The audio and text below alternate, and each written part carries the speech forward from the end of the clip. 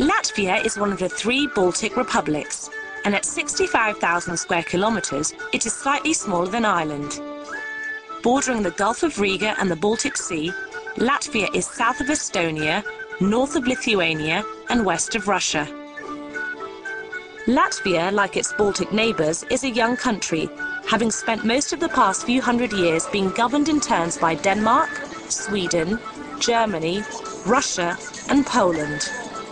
Latvia, along with Lithuania and Estonia, gained independence in 1918, but then was forcibly incorporated into the USSR in 1940. The events in the Soviet Union and the other Warsaw Pact countries in the late 80s led to end of Soviet occupation of all 3 Baltic states in 1991. Latvia's history is reflected in its population, as although 60% of citizens are Latvian in background, an important 35% of people claim Russian or Belarusian ancestry. Russians' concern for the large Russian ethnic minority ensures that Russia continues to take a specific interest in Latvia. We want to use all democratic instruments, and we want security.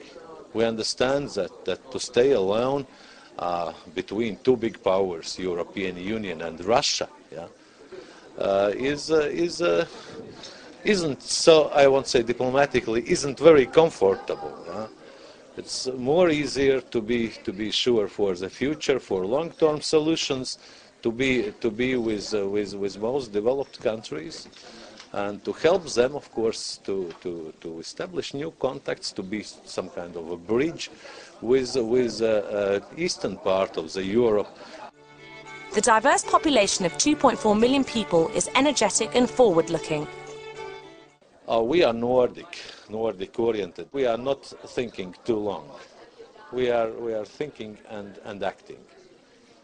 Latvia has privatized and modernized its economy, and this shows with its GDP growth rate of 4.5%, 2% inflation, and a decreasing unemployment rate of 7.6%.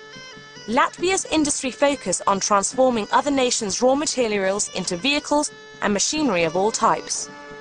The vast majority of people, though, are employed in the service sector. The streets of the capital, Riga, are normally filled with those business people, but you will also see groups of Latvians and tourists appreciating its cultural heritage. Riga has over 800 Art Nouveau buildings built in the late 19th and early 20th century. These were influenced by the strong cultural movements at that time in Russia and Germany. Cultural is really the core of our national identity, because our language and culture go back thousands of years. And even before we were Europeanized, when the German Crusaders came into Latvia and Europe came to Latvia 800 years ago, we already had a very distinct Latvian culture, and that's always survived, even though we've taken in a lot of other influences, and we've become an international culture in that sense. But for the Latvian people, they've suffered a lot of trials and tribulations through the centuries. It's a people that have always been ruled by other nations, and so the culture was what was essential to keep that identity alive. It led to independence in 1918, and I think it's what enabled us to survive a Soviet occupation that was very alien, and reestablish an independent country again. While the Latvians appreciate their past, they are focused on the future.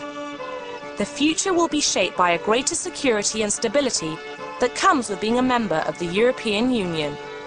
Having voted decisively in favour of joining, the Latvia looks forward to joining the EU on May the 1st, 2004.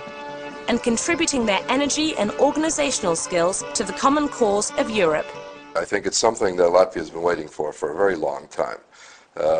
Had we not been occupied for 50 years, we probably would have been members of the EU from the moment it began.